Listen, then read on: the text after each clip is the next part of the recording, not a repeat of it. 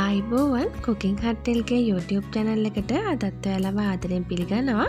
අද මේ වීඩියෝ එකෙන් මම ඔයාලට පිටි අනානේ නැතුව ඉක්මනින්ම හදාගන්න පුළුවන් රෝස්ට් රෙසිපි එකක් තමයි අරගෙන ආවේ.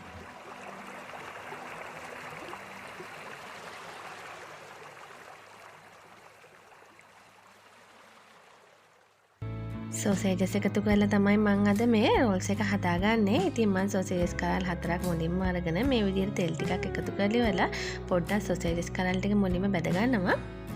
ඊළඟට මම ගන්නවා පාන් පෙති 8ක් විතර. මේ පාන් පෙති ටිකේ මුලින්ම අපි මේ විදිහට කොන් කපලා අයින් කර ගන්න ඕනේ. ඊළඟට මේ විදිහට කොන් කපාගත්ත පාන් පෙති ටික ඔයාලා මේ විදිහට රෝලර් පින් එකක් ආධාරයෙන් හොඳට තුනී කරගන්න ඕනේ. අපි මේක පාන් පෙති වලින් තමයි මේ රෝල්ස් එක හදාගන්නේ. ඉතින් රෝල්ස් එකක් විදිහට මේක රෝල් කරගන්න පාන් පෙති ටික හොඳට සොෆ්ට් වෙන්න මේ විදිහට තුනී කරගන්න.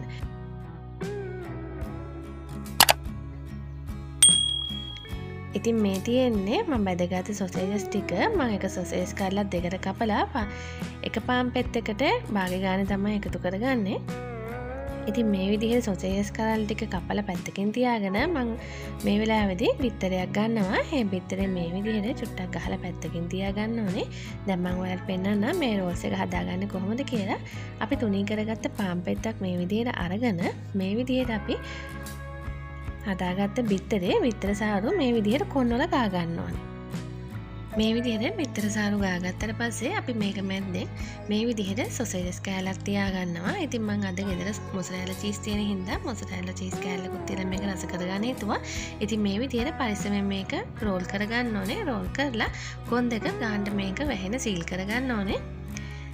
බිත්තර සාරු ටිකක් ගාලා ඔයාලට පුළුවන් මේක මේ විදිහට සීල් කරගන්න. ගාන්න මේක රෝල් එකක ෂේප් එකකට ඔයාලට මෙන්න මේ වගේ හදාගන්න පුළුවන්. එතකොට ඉතින් මේ විදිහට සේරම පාන් පෙති ටික සූදානම් කරගන්න.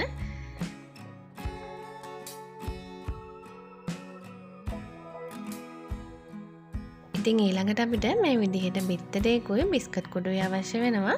ඉතින් මුලින්ම අපි හදාගත්ත බෙඩ් රෝල් එක මේ බිත්තර සාරුවට දවට ගන්න ඕනේ. ඊළඟට අපි මේක බිස්කට් කුඩු වල දවට ගන්නවා. බිස්කට් කුඩු වල දවට ගන්නකොට බිස්කට් කුඩු වටේ මේක ගාලා හොඳට අතින් තද කරගන්න. එතකොට මේක පැලෙන්නේ නැහැ පැදෙනකොට.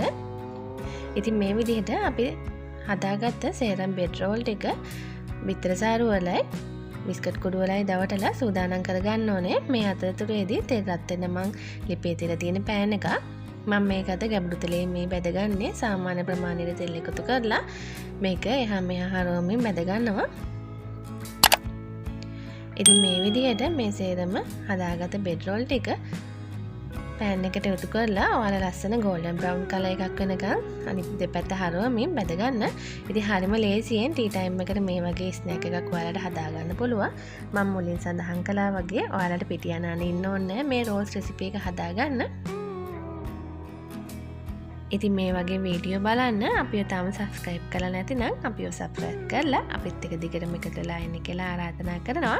මේ වීඩියෝ එකට කැමති නම් වීඩියෝ එකට ලයික් එකක් දාලා ඔයාලගේ අදහසුත් කමෙන්ට් එකකින් තියන්න අමතක කරන්න එපා. තවත් මේ වගේම වීඩියෝ එකකින් නැවත හමු වෙමු. ඔයාලා හැමෝටම සුබ දවසක්.